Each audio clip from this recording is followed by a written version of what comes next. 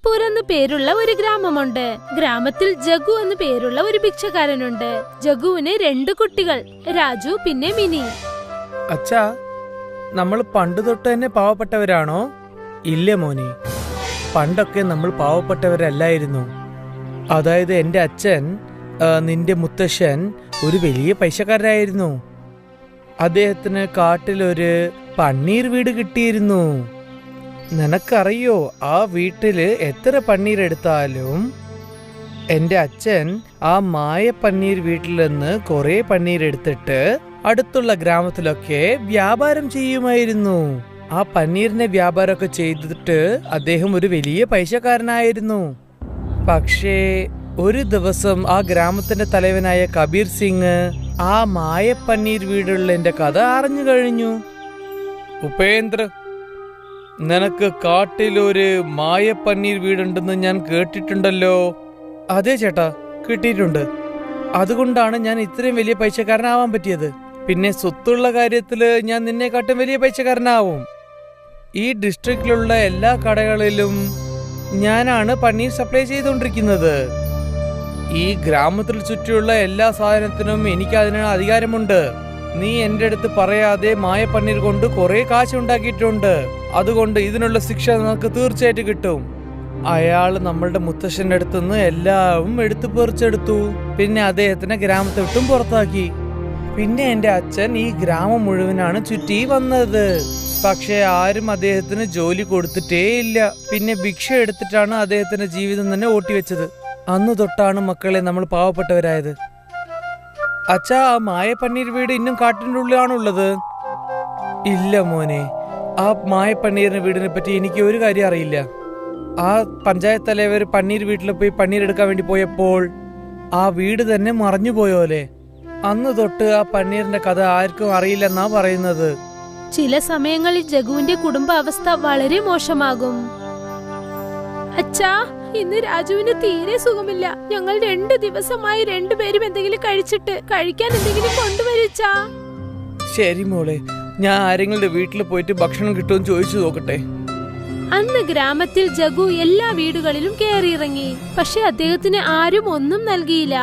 ജഗു ആ തലവന്റെ വീട്ടിലേക്ക് പോയപ്പോൾ അപ്പോഴാണ് ജഗുവിന് അവരുടെ വീട്ടിൽ നിന്നും നല്ല ചൂട് പൊറോട്ടയുടെ മണം വന്നത്. ചേട്ടാ, ഒന്ന് കതവ് തുറക്കാൻ പറ്റുമോ? ഞാനാണ് ജഗു വന്നിട്ടുണ്ട്. എന്റെ കുട്ടികൾ ഒന്നും കഴിച്ചിട്ടില്ല. അവർക്ക് കഴിക്കാൻ വല്ലത് ഭക്ഷണം തരാൻ പറ്റുമോ? ജഗു, നീ വീണ്ടും ഇങ്ങോട്ട് വന്നോ? മര്യാദയ്ക്ക് ഇവിടുന്ന് പോയിക്കോണം. ഇല്ലെങ്കിൽ ഞങ്ങളുടെ ആൾക്കാരെയും വിളിച്ചിട്ട് നിന്നെ ഈ ഗ്രാമത്തിൽ വിട്ട് തന്നെ പുറത്താക്കി കളയും. മനസ്സിലായോ? നിന്നെ ഈ ഗ്രാമത്തിൽ തന്നെ വെച്ചത് തന്നെ വലിയ കാര്യമാണ്. മര്യാദയ്ക്ക് ആലോചിച്ചോളൂ. തലവൻ തന്റെ വീട്ടിൽ നിന്ന് ജോലിക്കാരെ അയക്കുന്നതിന് മുൻപ് ജഗു അവരുടെ വീട്ടിന്റെ ഒരു മൂലയിൽ ചെന്ന് ഒളിച്ചിരുന്നു. കുറച്ചു സമയത്തിനു ശേഷം തലവൻ തന്റെ വീടിനെ പൂട്ടിയിട്ട് തന്റെ ആളുകളെ വിളിച്ചുകൊണ്ട് അവിടെ നിന്നും എവിടേക്കോ പോയി. ജഗു ആലോചിച്ചു. എന്നിട്ട് തന്റെ കുട്ടികൾക്ക് വേണ്ടി മോഷ്ടിക്കാമെന്ന് തീരുമാനിച്ചു. മതില് കയറിയിറങ്ങി അദ്ദേഹം തലവന്റെ വീട്ടിനകത്തേക്ക് ചെന്നു. അദ്ദേഹം ഒരു 5-6 പൊറോട്ട മോഷ്ടിച്ചുകൊണ്ട് അവന്റെ വീട്ടിൽ നിന്നും പുറത്തേക്ക് ഓടി. അന്ന് ആ പൊറോട്ട ജഗുവിന്റെ കുടുംബം വളരെ സന്തോഷത്തോടെ കഴിച്ചു. ഉച്ച സമയമായപ്പോൾ ഗ്രാമത്തിൽ ആരും ഇല്ലാത്ത സമയത്ത് ജഗുവും അവന്റെ കുട്ടികളും ഉറങ്ങുകയായിരുന്നു. അപ്പോൾ പെട്ടെന്ന് ആരോ ജഗുവിന്റെ വീട്ടിന്റെ കതക് പൊട്ടിച്ചു. ജഗുവും അവന്റെ കുട്ടികളും പേടിച്ചു വിറയ്ക്കാൻ തുടങ്ങി. വാതിൽക്കൽ തലവനും പിന്നെ അദ്ദേഹത്തിന്റെ ആളുകളും കയ്യിൽ കമ്പോടൊപ്പം നിൽപ്പുണ്ടായിരുന്നു. എടാ ജഗു, നിനക്ക് അഹങ്കാരം കൂടിയല്ലേ? നീ എന്റെ വീട്ടിൽ തന്നെ കേറി മോഷ്ടിക്കുമല്ലേ? നീ ചെയ്ത കാര്യങ്ങളൊക്കെ CCTVയിൽ ഞാൻ എല്ലാം കണ്ടോടാ കള്ള. എടാ, 2 പേരും ചേർന്ന ജഗുവിനെ അടിച്ച് പൊളിക്കടാ. ഇവര് 3 പേരെ ഗ്രാമത്തെ വിട്ട് പുറത്താക്കണം. ഇത് പറഞ്ഞിട്ട് അദ്ദേഹം അവിടെ നിന്നും തിരിച്ചു. തലവന്റെ ആളുകൾ ജഗുവിനെ വളരെ മോശമായി അടിക്കാൻ തുടങ്ങി. രാജുവിനും എനിക്കും തന്റെ അച്ഛൻ ഇങ്ങനെ അടി വാങ്ങിക്കുന്നത് കാണാൻ സഹിച്ചില്ല. 2 പേരും അവരവരുടെ കയ്യിലുള്ള ആയുധമെടുത്തു. തലവന്റെ ആളുകളുടെ തലയിൽ അതിൽ കല്ല് വെച്ച് അടിച്ചു. 2 പേരും അവരുടെ നെറ്റിയിൽ കൈവച്ചുകൊണ്ടിരുന്നു. അയ്യോ, യുവമാര് നമ്മൾ അടിച്ചല്ലോ. അച്ഛാ, വേഗം വരൂ, നമുക്ക് ഓടിപ്പോവാം. അതിനുശേഷം അവർ 3 പേരും കാടിനെ നോക്കി ഓടി. തലവന്റെ 2 ആളുകളും അവരുടെ പിന്നാലെ ഓടി. എടാ ജഗു, നീ ഏതുവരെ ഓടും നമുക്ക് നോക്കാം. നിന്റെ മക്കളെ ഞാൻ വെറുതെ വിടില്ല. തലവന്റെ ആളുകൾ രണ്ടുപേരും അടികൊണ്ട സിംഹത്തെ പോലെ അവരെ വിരട്ടിക്കൊണ്ടുപോയി. അവസാനം നമ്മൾ ഇങ്ങനെ ഒരു പ്രശ്നത്തിൽ കുടുങ്ങിപ്പോയല്ല അച്ഛാ. ഇനി എന്തു ചെയ്യാനാ? ജഗു എന്തു കരുതിയെന്നാൽ താനും തന്റെ മക്കളും കുടുങ്ങിയത് തന്നെ എന്ന് കരുതി. അപ്പോഴാണ് ജഗുവും അദ്ദേഹത്തിന്റെ കുട്ടികളും അവിടെ ഉണ്ടായിരുന്ന പന്നീർ വീട് കണ്ടത്. 3 പേരും ആ പന്നീർ വീടിനകത്തേക്ക് ചെന്നു. തലവന്റെ ആളുകൾ രണ്ടുപേരും ആ പന്നീർ വീട്ടിനകത്തേക്ക് പോകുന്നതിന് മുൻപേ ആ പന്നീർ വീട് മാഞ്ഞുപോയി. പന്നീർ വീട്ടിലേക്ക് ഞാൻ നിങ്ങളെ അയക്കുന്നു.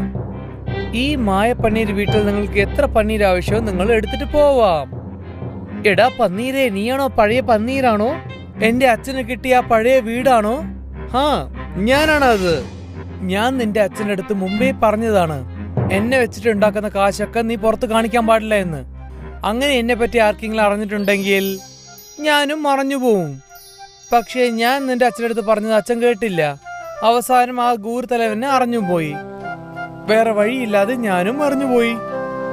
നിന്റെ അച്ഛൻ ചെയ്ത അതേ തെറ്റ് തന്നെ ദയവായിട്ട് നീയും ചെയ്യാൻ പാടില്ല. ചെയ്യില്ല, തീർച്ചയായിട്ടും അതുപോലെ തെറ്റ് ഞാൻ ചെയ്യേയില്ല. പിന്നെ നിന്നെ പറ്റി ഞാൻ ആരെടുത്തും പറയേയില്ല. ഒരു പക്ഷേ ഞാൻ പറയാതെ തന്നെ നിന്നെ പറ്റി ആർക്കെങ്കിലും അറിഞ്ഞിട്ടുണ്ടെങ്കിൽ എന്ത് സംഭവിക്കും? അത് നീ തന്നെ പറയണം. അതിനെപ്പറ്റി നീ ഒന്നും വിഷമിക്കണ്ട, അതൊക്കെ ഞാൻ നോക്കിക്കോളാം. ആദ്യം ജഗുവും അദ്ദേഹത്തിന്റെ കുട്ടികളും വയറു നിറയെ പന്നീർ കഴിച്ചു. പനീർ നല്ല രുചിയുണ്ട് അച്ഛാ. അത് എങ്ങനെയുണ്ടെന്ന് വെച്ചാൽ വെനില ഫ്ലേവർ പാലിലിട്ട് കഴിക്കുന്നത് പോലെ ഉണ്ട് അച്ഛാ. കുട്ടികളെ, നാളെ തൊട്ട് നമുക്ക് പന്നീർ വിൽക്കാം. പക്ഷേ നമ്മൾ കണ്ണും മൂടി വെക്കുന്ന പോലെ വില വെക്കാൻ പാടില്ല. നമുക്ക് എത്ര ആവശ്യമാണോ അത്രയേ നമ്മൾ വിൽക്കാൻ പാടുള്ളൂ. മറുവശത്ത് തലവൻ ദേഷ്യം പിടിച്ചിരിക്കുകയായിരുന്നു. എടാ, നിങ്ങൾ 2 പേര് എന്റെ പേര് നാണം കെടുത്തിയല്ലോ. 2 അടിയും കിട്ടിയിട്ടാണ് തിരിച്ചു വന്നിരിക്കുന്നത്. ചോദിച്ചാൽ നിങ്ങൾ പറയുന്നത് അവര് 3 പേരും കാട്ടു പോയിട്ട് കാണാതായി പോയിന്ന്. ഇപ്പൊ ഞാൻ രംഗേനെയും മുന്നേനെയും അയക്കേണ്ടി വരും തോന്നുന്നല്ലോ. തലവൻ തന്റെ ആളുകളെ കാട്ടിനു പുറത്തായി കാവലിനായി നിർത്തി. തലവന്റെ ആളുകൾ നോക്കി, അതായത് ജഗു, രാജു പിന്നെ മിനി 3 പേരും പന്നീർ എടുത്തുകൊണ്ട് മാർക്കറ്റിലേക്ക് വിൽക്കാൻ പോകുന്നു. അവരിക്കാര്യം തലവനോട് ചെന്ന് പറഞ്ഞു. പോയ പ്രാവശ്യം ആ പന്നീർ വീട് എങ്ങനെയാണ് കാണാതെ പോയെന്ന് അറിയില്ല. ഈ പ്രാവശ്യം എന്തായാലും ശരി, അതെനിക്ക് കിട്ടിയേ പറ്റുള്ളൂ. അടുത്ത ദിവസം ജഗുവിന്റെ കുടുംബം കാട്ടിൽ നിന്ന് പുറത്തേക്ക് വന്നപ്പോൾ തലവൻ അവരെ പിടികൂടി. എന്നിട്ട് 3 പേരുടെ കൈകളും കെട്ടിയിട്ടു. ഇപ്പോൾ നിങ്ങൾ ആരും മിണ്ടാതെ എന്നെ ആ പന്നീർ വീട്ടിലേക്ക് കൊണ്ടുപോകണം. ഇല്ലെങ്കിൽ നിങ്ങളുടെ മുഖം നിങ്ങൾക്ക് എന്നെ തിരിച്ചറിയാതെ പോലെ ഞാൻ അതങ്ങ് മാറ്റിക്കാളിയും, മനസ്സിലായോ? ജഗു, രാജു പിന്നെ മിനി തലവനെ മണിക്കൂറോളം ചുറ്റിക്കറങ്ങാൻ വെച്ചു. പക്ഷെ ആ പന്നീർ വീടുള്ള സ്ഥലത്തേക്ക് അവർ പോയതേയില്ല. ജഗു, കൊറേ നേരമായി നീ എന്റെ അടുത്ത് കളിക്കാന്ന് എനിക്ക് തോന്നുന്നുണ്ട്. എടാ, ഈ 2 കുട്ടികളെടുത്ത് കുളത്തിലേക്ക് അങ്ങ് പോയി ഇട്ടേക്ക്. ഇല്ല, വേണ്ട വേണ്ട, നിങ്ങൾ അങ്ങനെ ചെയ്യാൻ പാടില്ല. ഞാൻ നിങ്ങളെടുത്ത് കൊണ്ടുപോയി തരാം. അവസാനം ജഗു തലവനെ പന്നീർ വീട്ടിലേക്ക് കൊണ്ടുപോയി. അപ്പോൾ ഇതാണോ ആ പന്നീർ വീട്? എടാ മണ്ടന്മാരെ, ആ 3 പേര് മരത്തിൽ കെട്ടിവെക്കേ. ഞാൻ പന്നീർ വീട്ടിലേക്ക് പോയിട്ട് ചുറ്റി കാണാൻ പോവുകയാണ്. 3 പേരും അകത്തേക്ക് പോയതും തന്നെ ഒരുപാട് പന്നീർ അവരുടെ മേലിൽ വന്ന് വീണു. തലവനും അദ്ദേഹത്തിന്റെ ആളുകളും ആ പന്നീരിന്റെ അടിയിൽ ചെന്ന് കുടുങ്ങി. അയ്യോ, ആരെങ്കിലും ഞങ്ങളെ രക്ഷിക്കണേ, ഞങ്ങളെ രക്ഷിക്കണേ. അയ്യോ, ആരെങ്കിലും രക്ഷിക്കൂ. ഞാൻ ചത്തുപോകും തോന്നുന്നു, ശ്വാസം വിടാൻ പറ്റുന്നില്ല. എടാ താടിക്കാര, ഞാൻ പറയുന്നത് കേൾക്ക്. ഇനി ജഗ്ഗുവിന്റെ കുടുംബത്തിന് നീ ഒന്നും ചെയ്യില്ലെന്ന് പറയൂ. ഇനി മര്യാദയ്ക്ക് നീ എന്നെ തേടിയിട്ട് വരാനേ പാടില്ല. ശരി ശരി, ഞാൻ നിങ്ങൾക്ക് വാക്ക് തരാം. ഇനി ജഗ്ഗുവിന്റെ കുടുംബം മാത്രമല്ല, ഗ്രാമത്തിലുള്ള ആരും ഞാൻ ശല്യം ചെയ്യില്ല. എന്നെ വിട്ടേക്ക്. പിന്നീട് തലവന്റെ പുറത്തുണ്ടായിരുന്ന ആ പന്നീർ കാണാതെ പോയി. തലവനും അവന്റെ ആളുകളും ജഗു, മിനി, രാജുവിനെ കെട്ടിയിട്ടിരുന്നത് അഴിച്ചുവിട്ടു. പിന്നീട് അവിടെ നിന്ന് രക്ഷപ്പെട്ടു ഓടി. ഒരിക്കൽ ദക്ഷിണ ഭാരതത്തിലെ ഒരു ഗ്രാമത്തിലാണ് സരസ്വതി തന്റെ മകനായ ചിന്മയനോടൊപ്പം താമസിച്ചിരുന്നത്. സരസ്വതിയുടെ ഭർത്താവ് മരിച്ചിട്ട് 10 വർഷമായിരുന്നു. അവർ ഗ്രാമത്തിലെ ചെറിയ ചെറിയ ജോലികൾ ചെയ്താണ് സ്വന്തം കുടുംബം നോക്കിയിരുന്നത്. ഇപ്പോ ചിന്മയന് 15 വയസ്സ് പ്രായമായിരിക്കുന്നു. അമ്മേ, ഞാനൊരു ജോലി കണ്ടുപിടിച്ചിട്ടുണ്ട്. എന്ത് ജോലി? മരം മുറിക്കുന്ന ജോലിയാണമ്മേ. പക്ഷേ മോനെ, അതിനുവേണ്ടി നിനക്ക് കാട്ടിലേക്ക് പോയേണ്ടി വരില്ലേ? അതെ അമ്മേ. കാട്ടിൽ ഒരുപാട് ക്രൂരമൃഗങ്ങൾ ഉണ്ടാകും മോനെ. നിനക്ക് എന്തെങ്കിലും സംഭവിച്ചാ എനിക്ക് പിന്നെ ആരാ ഉള്ളത്? അമ്മ അങ്ങനെയൊന്നും ഉണ്ടാവില്ലെന്നേ. അമ്മ പേടിക്കാതിരിക്കേ. എന്റെ ഒപ്പം ഒരുപാട് പേര് കാട്ടിലേക്ക് വരുന്നുണ്ട്. പിന്നെ എന്റെ കയ്യിൽ നോക്കൂ, എത്ര നല്ല കോടാലിയാണെന്ന്. ഒരു കാട്ടുജീവികളും എന്റെ അടുത്ത് പോലും വരില്ല. നീ നന്നായി സൂക്ഷിക്കണേ മോനെ. അതെ അമ്മേ, അമ്മ വിഷമിക്കാതിരിക്കൂ. അടുത്ത ദിവസം ചിന്മയ് മറ്റു മരം മുറിക്കുന്നവരോടൊപ്പം കാട്ടിലേക്ക് പോയി. അവരവന് മരം മുറിക്കേണ്ട വിധം പഠിപ്പിച്ചു കൊടുത്തു. അവനാകട്ടെ അത് വേഗം പഠിച്ചെടുക്കുകയും ചെയ്തു. അങ്ങനെ ദിവസങ്ങൾ കഴിഞ്ഞുപോയി. മഴക്കാലത്തൊരു ദിവസം ചിന്മയ് ഒറ്റയ്ക്ക് കാട്ടിലേക്ക് പോയി. അവൻ നോക്കിയപ്പോ എല്ലാ മരങ്ങളും നന്നായിട്ട് നനഞ്ഞു കുതിർന്നിരിക്കുകയായിരുന്നു. ഇതെല്ലാം നനഞ്ഞിരിക്കുകയാണല്ലോ, കുറച്ച് മുന്നോട്ട് പോയി നോക്കാം. ചിന്മയ് നടന്ന് നടന്ന് ഉൾക്കാട്ടിലെത്തി. അപ്പോൾ പെട്ടെന്ന് അവനൊരു പെൺകുട്ടിയുടെ കരച്ചിൽ കേൾക്കാനിടയായി. അവൻ ആ ശബ്ദത്തെ പിന്തുടർന്ന് ഒരു വള്ളിപ്പടർപ്പിനടുത്തെത്തി. അവിടെ അവൻ ഒരു പെൺകുട്ടി കുടുങ്ങിക്കിടക്കുന്നതും അവൾ കരഞ്ഞുകൊണ്ടിരിക്കുന്നതും കണ്ടു. അയ്യയ്യോ, ഇതെന്താ ഇത്? നീ എങ്ങനെ ഇവിടെ പെട്ടുപോയത്? ചിന്മയ ആ പെൺകുട്ടിയുടെ കൈപിടിച്ച് വലിച്ചതും അവൾക്ക് 2 ചിറകുകൾ ഉണ്ടെന്നവന് മനസ്സിലായി. ഇതെന്താ, നിനക്ക് ചിറകുകളോ? അതെ, ഞാനൊരു മാലാഖിയ. ആദ്യമായി ഭൂമി ചുറ്റിക്കാണാൻ വേണ്ടി വന്നതാ. രാത്രിയുടെ ഇരുട്ടിൽ ഒരു സിംഹം എന്റെ പിറകെ കൂടി. ഞാൻ വല്ലാണ്ട് പേടിച്ചോടാൻ തുടങ്ങി. അങ്ങനെയാ ഇവിടെ എത്തിയത്. ആ സിംഹത്തിൽ നിന്ന് രക്ഷപ്പെട്ടെങ്കിലും ഇവിടെ ഞാൻ ശരിക്കും കുടുങ്ങിപ്പോയി. എന്റെ ചിറകിനും മുറിവ് പറ്റി. കണ്ടില്ലേ? ചിന്മയ് കോടാലി ഉപയോഗിച്ച് ആ വള്ളിപ്പടർപ്പുകൾ മുറിച്ചിട്ടു. അങ്ങനെ ആ മാലാഖയെ അവൻ രക്ഷിച്ചു. നന്ദിയുണ്ട്, നീ എന്നെ രക്ഷപ്പെടുത്തിയല്ലോ. നിനക്ക് വളരെ വളരെ നന്ദി. ഇനി നീ എന്റെ ഒപ്പം വീട്ടിലേക്ക് വരൂ. നിനക്കാകെ മുറിവേറ്റിരിക്കുക. നിനക്കിപ്പോ പറക്കാനും പറ്റില്ലല്ലോ. പിന്നെ നീ കാട്ടിൽ ഒറ്റയ്ക്കാവുകയാണെങ്കിൽ ഏതെങ്കിലും കാട്ടുമൃഗത്തിന്റെ ഇരയാവുകയും ചെയ്യും. നീ എന്റെ ഒപ്പം പോര്. നീ പറയുന്നത് ശരിയായിരിക്കാം. പക്ഷേ നിന്റെ ഈ ചിറകുകൾ മനുഷ്യന്മാരാരെങ്കിലും കാണുകയാണെങ്കിലോ? ആർക്കും കാണാൻ പറ്റില്ല.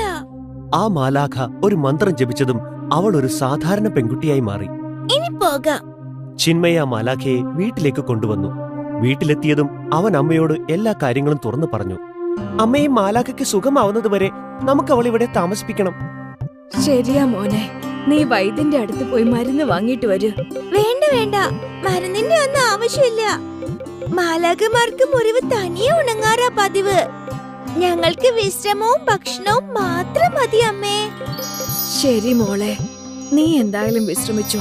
ഞാൻ എല്ലാവർക്കും ഉള്ള ഭക്ഷണം ഉണ്ടാക്കാൻ നോക്കട്ടെ. മാലാഖ ഉറങ്ങാൻ വേണ്ടി കിടന്നു. ചിന്മയും അമ്മയും വീടിന് പുറത്തേക്ക് വന്നു. ഈ മാലാഖ നമ്മുടെ വിരുന്നുകാരിയാ.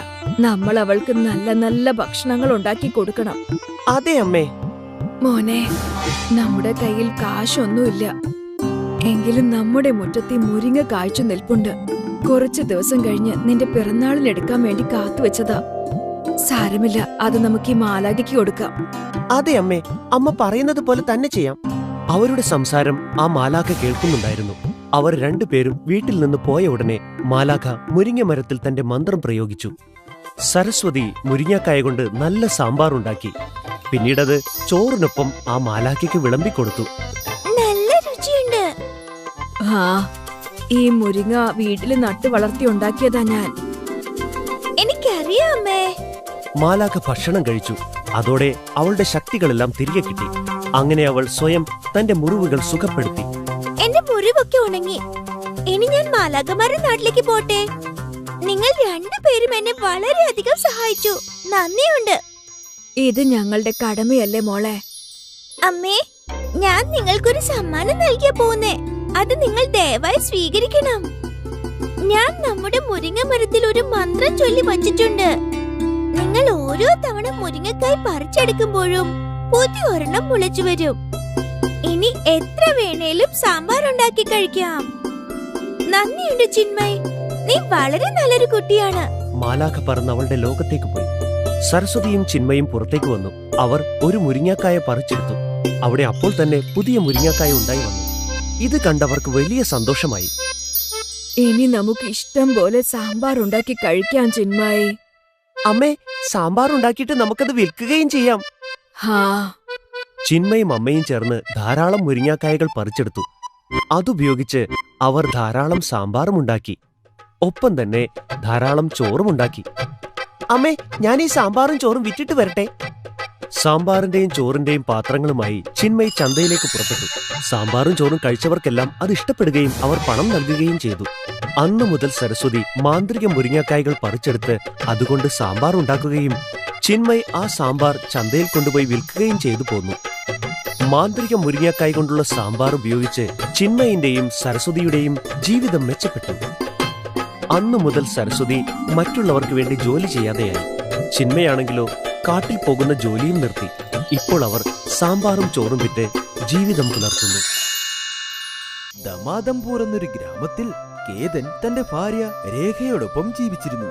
കേതൻ തന്റെ മകൻ പ്രണീതിനോടൊപ്പം സമൂസ കച്ചവടം ചെയ്തുകൊണ്ടിരുന്നു.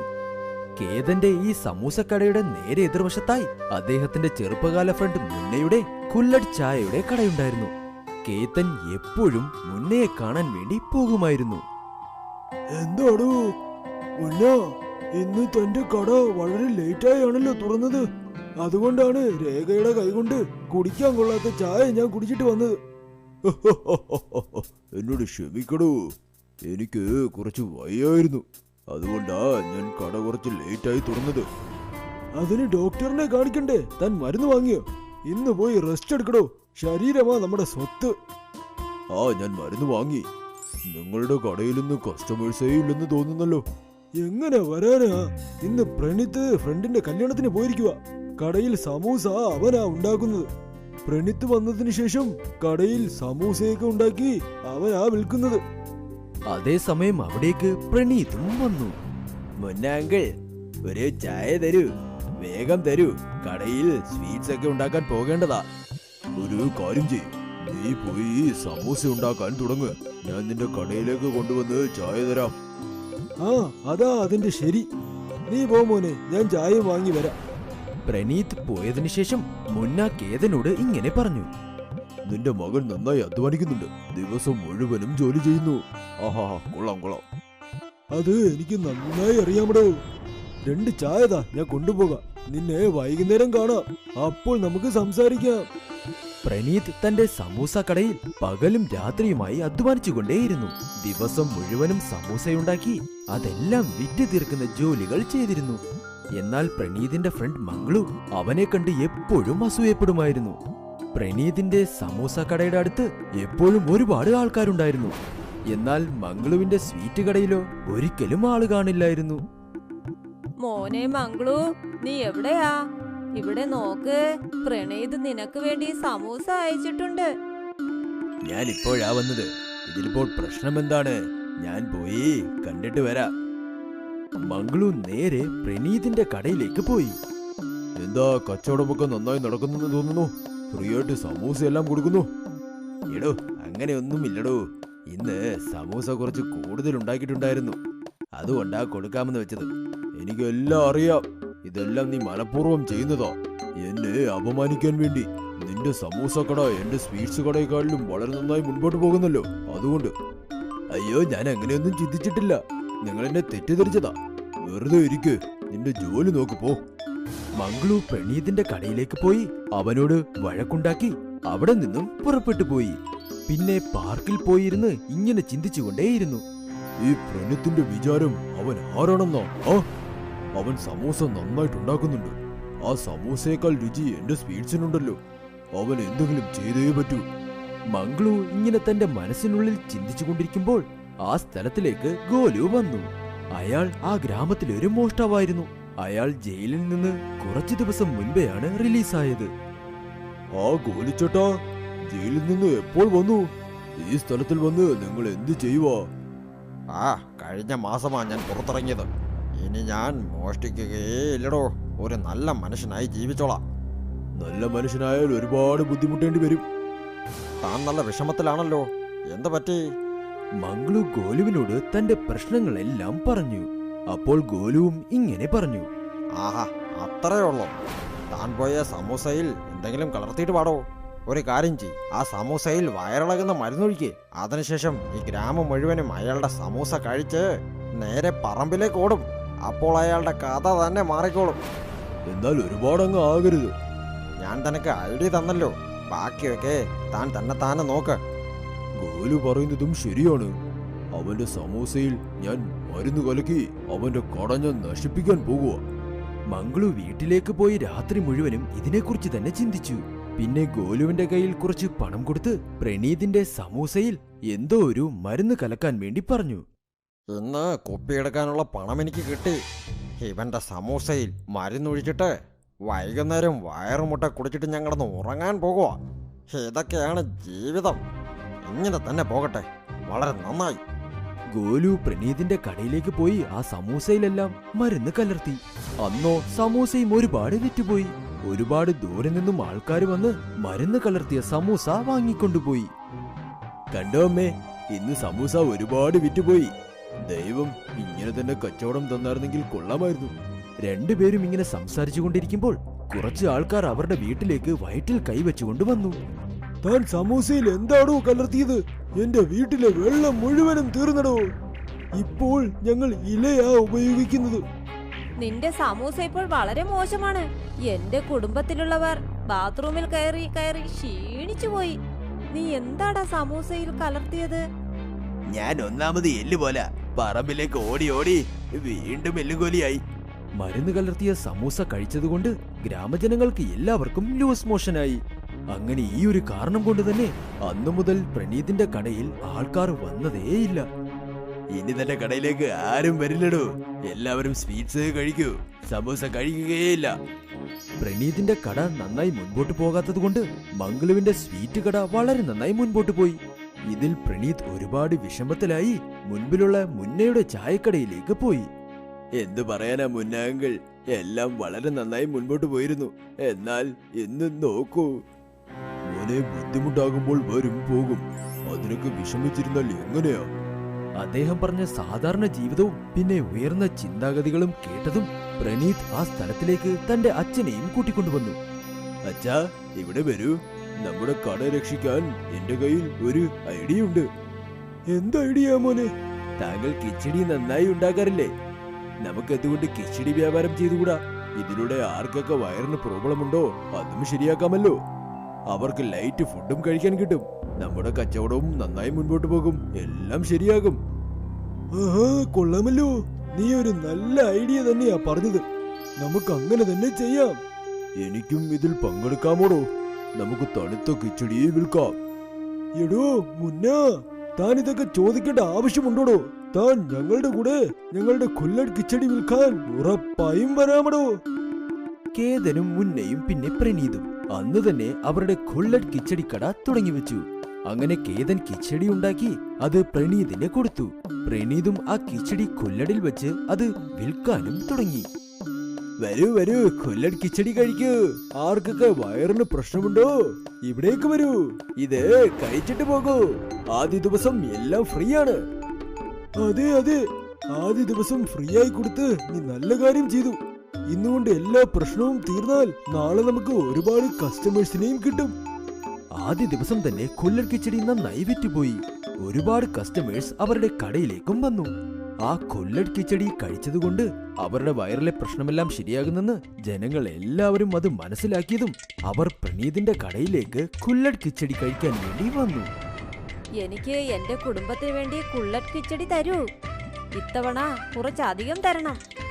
അങ്ങനെ നോക്കി നിൽക്കെ തന്നെ പ്രണീതിന്റെയും മുന്നയുടെയും കേതന്റെയും ഈ കൊല്ലട് കിച്ചടി കച്ചവടം വളരെ നന്നായി പോയി. അച്ഛനും മകനും പിന്നെ മുന്നയും എല്ലാവരും ചേർന്ന് വളരെ നന്നായി ആ കട മുൻപോട്ട് കൊണ്ടുപോയി. നിങ്ങൾക്ക് ഒരുപാട് നന്ദി, എന്നെയും നിങ്ങളുടെ കടയുടെ ഒരു പാർട്ട്ണർ ആക്കിയതിന്. താങ്കൾ വന്നത് ഞങ്ങൾക്ക് വലിയ സന്തോഷമാണ്. ഞങ്ങൾ ബുദ്ധിമുട്ടിലായിരുന്നപ്പോൾ താങ്കൾ ഞങ്ങളെ വന്ന് സഹായിച്ചില്ലേ? ഇത് കണ്ട് ഗോലുവും മംഗളുവും അവരുടെ തലമുടി പറിച്ചെറിയാൻ തുടങ്ങി. ഗോലുവിനെ മോഷണക്കേസിൽ വീണ്ടും പോലീസ് പിടിച്ച് അകത്താക്കി. ശേഷം മംഗളു തന്റെ സ്വീറ്റ് വ്യാപാരം വീണ്ടും മുൻപോട്ട് കൊണ്ടുപോകാൻ ശ്രമിച്ചു. എന്നാൽ അത് നല്ലതായി മുൻപോട്ട് പോയതേയില്ല.